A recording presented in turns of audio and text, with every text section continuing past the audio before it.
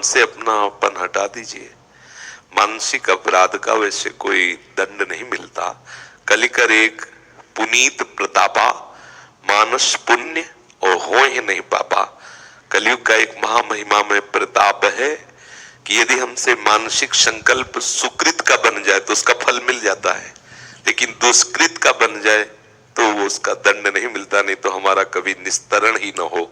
मन से जो पाप होते हैं, कलयुग का एक महान प्रताप है। गोस्वामी जी ने कहा है कि उसका पापाचरण का जो संकल्प है उसका उसको दंड नहीं मिलता।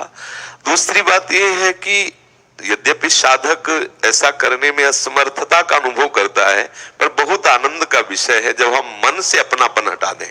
जैसे मन में होता ना कि मेरा मन किसी विषय में गया, तो हम कहते तो जरूर है कि मेरा मन विषय में गया, लेकिन सीधे हम उसे अपना मान लेते हैं। तदात्म भाव होने पर लगता है मैं विषय में गया। समझना, हम मन में इतना तदात्म है, इतना तन्मय है कि उसकी हर चेष्टा को मैं में हम स्थापित किए कि मैंने ऐसा सोचा, मैंने ऐसा किया, मैं ऐसा करूंगा। समझ रहे, समझ में आ रहा है? अब आप खुद कह रहे हैं कि मन विषय चिंतन या मन अपराध का चिंतन करता है, तो आप तो नहीं करते ना, आप मन के दृष्टा हुए ना। ये बच निकलने का रास्ता मिल गया।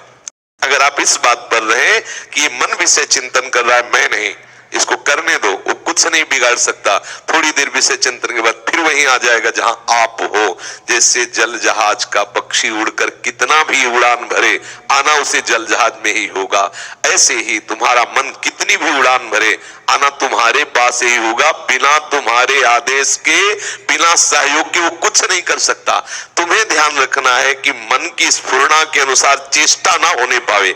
चेष्टा तभी होती है जब साधक मन में तदात्म कर लेता है, मन की वासना को अपनी वासना मान लेता है, मन की चेष्टा को अपनी चेष्टा मान लेता है। तो तदात्म भाव होने के कारण वो विकल हो जाता है और विकल होकर उससे असत चेष्टाएं हो जाती है। असत चेष्टा ना हो तो मन सबका नाना प्रकार की वासनाओं का आकर्षण और संकल्प कराता है। साधक उनको सहन करता है, सहन करते ही वो वासनाएं नष्ट होने लगती है, मन निर्मल होने लगता है। सहत सहत बाढ़े भगति, भक्ति का वर्धन होता है, हृदय आनंदित हो जाता है, फिर मन का जाना रुक जाता है। इसलिए मन के दृष्टा बनो, साक्षी बनो, ना कि मन में तन्मय होने की भावना आप लिए बैठे कि मैंने ऐसा किया, मेरे मन ने किया तो आप दृष्टा, और मैंने ऐसा सोचा, मैंने ऐसा, फिर ये गलत हो जाता, फिर निकलना मुश्किल हो जाता है। तो पहले आप थोड़ा अलग होकर उसके दृष्टा बनिए और उसके संकल्प के अनुसार चेष्टा मत होने दीजिए। फिर आप देख लीजिए धीरे धीरे शांत हो जाएगा। बकाया है बहुत कठिन, क्योंकि इसकी जलन को सह जाना कोई साधारण बात नहीं, ये विकल कर देता है। और जो सह जाता है तो इनाम रूप से हरि मिलते हैं, उसी को हरि मिलते हैं।